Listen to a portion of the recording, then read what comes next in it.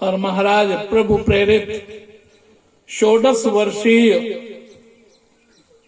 परमहंस श्री सुखदेव जी महाराज वैसे कहीं आते जाते नहीं थे। देव ऋषि नारद ने कहा, आज तुम्हारी आवश्यकता है किसी को,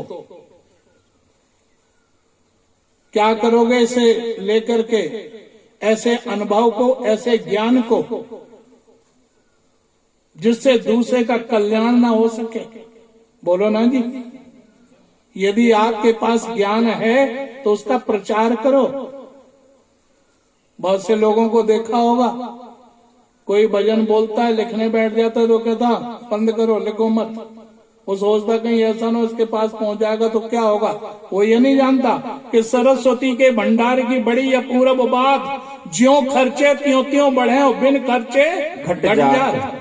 अरे ये तो ऐसी विद्या है, ऐसा ज्ञान है, जितना खर्च करोगे उससे भी अधिक बढ़ेगा। तो देव ऋषि नारद ने कहा, क्या करोगे ऐसे ज्ञान को जिस ज्ञान से और किसी का भला ना हो। क्या यहां पर बैठे हो जाओ, आज आपकी आवश्यकता है उसकी मृत्यु को सुधार दो। आज परमहंस श्री सुखदेव जी महाराज 2-4 बालक हैं, नागा बाबा कह रहे हैं, एक लंगोटी लगाई हुई है और कुछ नहीं है। उस सभा में पधार गए, जैसे ही देखा सारे के सारे सुखदेव जी को देख करके खड़े हो गए। बोलिए परमहंस श्री सुखदेव महाराज की जय हो।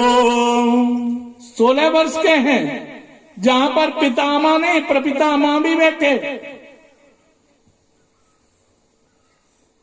सुखदेव जी के पिताजी कौन है?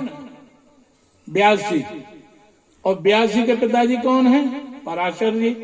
और पराशर जी के पिताजी कौन है? शक्ति जी। और शक्ति जी के पिताजी कौन है? वशिष्ठ जी। वो भी वहां पर बैठे हुए हैं। लेकिन आज सुखदेव जी को देख करके वो भी खड़े हो गए, सब खड़े हो गए। क्यों खड़े हो गए?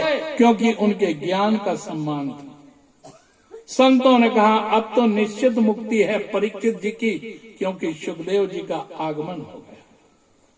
सुखदेव जी का परीक्षित जी ने आतिथ्य सत्कार किया, चरण प्रक्षालन किए, हाथ जोड़े। क्योंकि जो क्रम है वो यही है। गीता जी में भगवान स्वयं कहते हैं अर्जुन से कि तद विद्धि प्रणिपातेन परिप्रश्नेन सेवया। यदि किसी से कुछ पूछना है, जिज्ञासा करनी है, तो पहले जाकर के प्रणिपात करो, प्रणाम करो। और प्रणाम करने के बाद जो है जिज्ञासा रखो। और जब जिज्ञासा आपकी शांत हो जाए तो फिर उसकी सेवा करो। तद विद्धि प्रणिपातेन परिप्रश्नेन सेवया। और नहीं, उत्तर तो मिल जाएगा, उत्तर तो रास्ते चलते में मिल जाता है, लेकिन समाधान नहीं मिलता। ये ध्यान रखना। उत्तर में और समाधान में अंतर है। उत्तर तो कोई दे देगा तुम्हें चलते हुए, लेकिन समाधान के लिए किसकी आवश्यकता है? समय की। किसकी? कागभूषुंडी जी के दरबार में गरुड़ जी कैसे पहुंचे?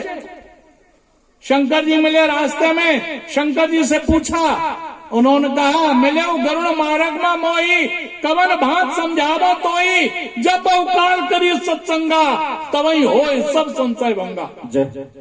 कोई नौजवान व्यक्ति कोई प्रश्न पूछना चाहता है, समाधान चाहता है, बुद्ध जी के पास गया।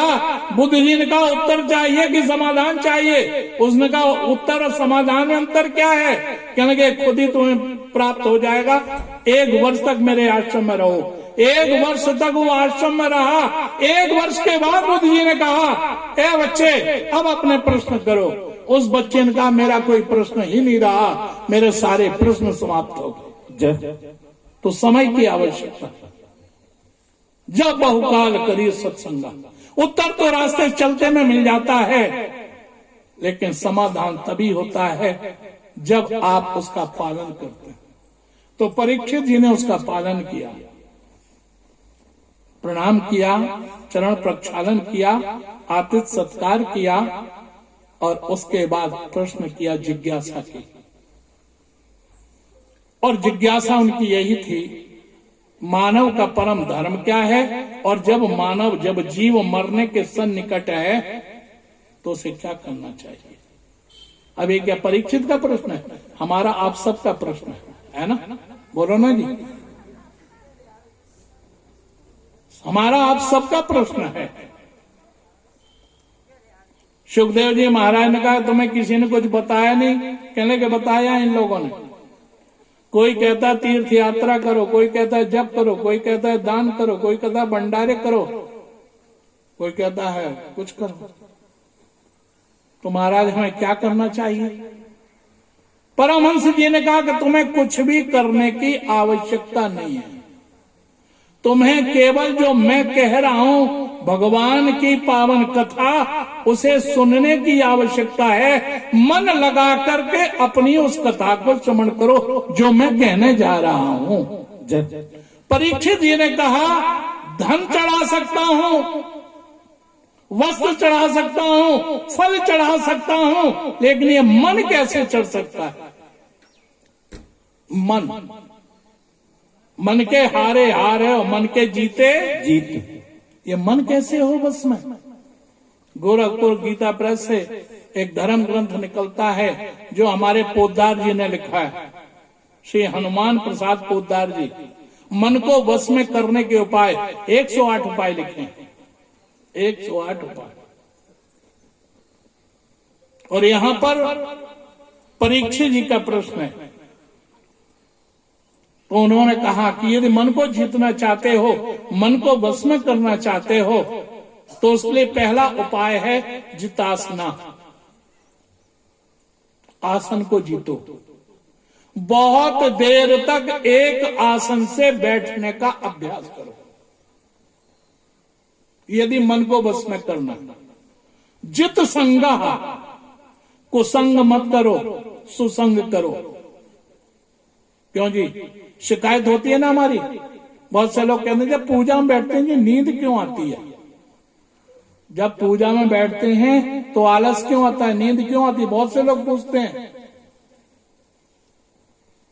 हो सकता है आप में से भी किसी को ऐसा हो,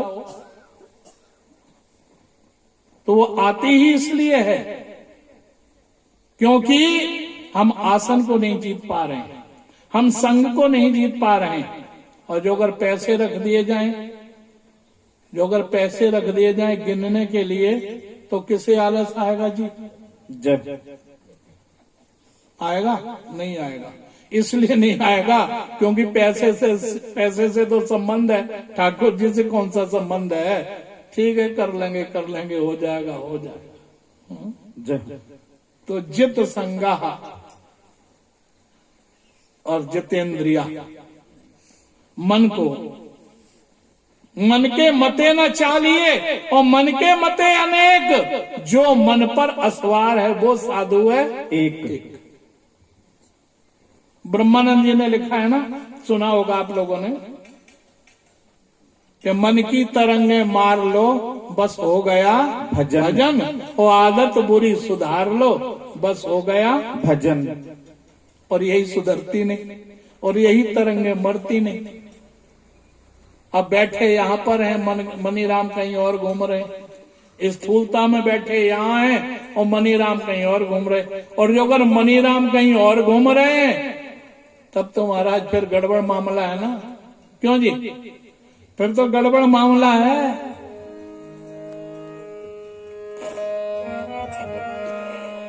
कि कहीं फिरे मनु